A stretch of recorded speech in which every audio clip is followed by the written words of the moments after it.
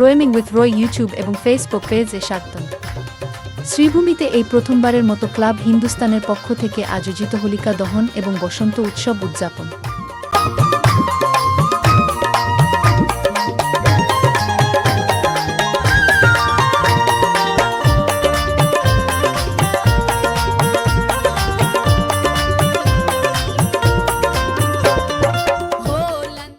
নমস্কার, সবাইকে দোল পূর্ণিমার অনেক অনেক শুভেচ্ছা আর হোলিকা দহনের অনেক শুভেচ্ছা। আমরা ক্লাব হিন্দুস্তানের পক্ষ থেকে একটা ছোট্ট প্রচেষ্টা করেছি প্রথমবার এই হোলিকা দহনের, আর সবার আশীর্বাদ চাই। আর কালকে আমাদের এখানে সকালবেলা বসন্ত উৎসবের যে সাংস্কৃতিক প্রোগ্রাম সেটা হবে সকাল 8টা থেকে শুরু হবে, 12টা অবধি চলবে। সেখানে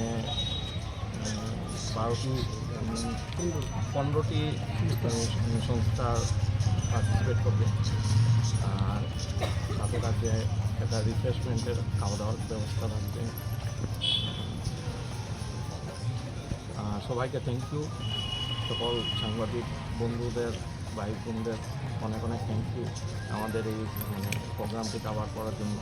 বিশেষ কোনো অতিথি থাকবেন কি আগামীকালকে?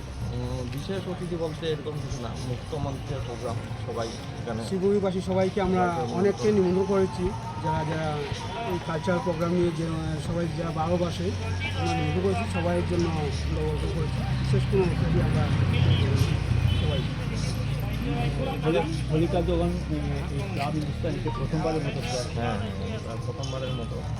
আর প্রথমবার করতে গিয়ে আমরা অনেক কিছু জানতাম না, তো এখানে যেমন রামসীতা আশ্রমের যে পুরোহিত আছে ওনার থেকে আমরা অনেকটা জানতে পেরেছি, প্লাস মারোয়ারি কমিউনিটি যে নন বেঙ্গলি কমিউনিটি আছে ওদের থেকে অনেকটা জানতে পেরে আমরা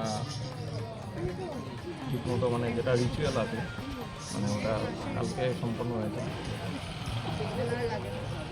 আজকে ডেট ছিল, কিন্তু আমরা যখন জানতে পারলাম আজকে দহন ছিল, যে রিচুয়াল যেটা ডেটটা পড়েছিল গতকালকে, যেহেতু একটা ধার্মিক জিনিস নিয়ে আমরা করছি তবে রিচুয়াল আমরা মানতে হবে, সেই জন্য কালকে আমরা বামুন নিয়ে সব নিয়ম মতো কাজ কালকে করে নিয়েছি, কন্টিনিউয়াস চলছে।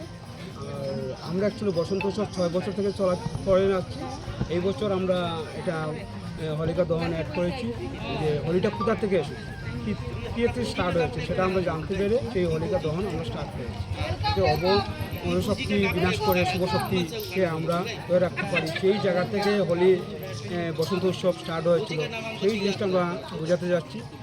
বিশেষ করে যেহেতু আমরা বাঙালি, তাহলে আমরা বসন্ত উৎসবটা বাঙালিভাবে সেটা আমরা পালন করতে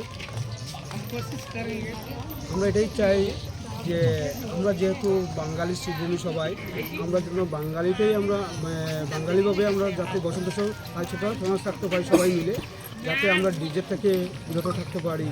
আজকে বসন্ত উৎসবের দিন ডিজে বা অনেক কিছু যে নাচ গান হয় সেটা আস্তে ধীরে ধীরে বাড়ছে, সেটা থেকে আমরা যাতে বিরত থাকতে পারি, আমরা সেই কালচারটা নিয়ে আমরা শ্রীভূমিকে সুন্দর রাখতে পারি, সেটাই নিয়ে আমরা এই বছর উদ্যোগটা একটু বড়োভাবে নিয়েছি, যাতে শ্রীভূমিবাসী সবাই কানে পৌঁছুক, যাতে একটা আমরা বাঙালিভাবে যে সাংস্কৃতিক অনুষ্ঠানগুলো করছি সেটাই।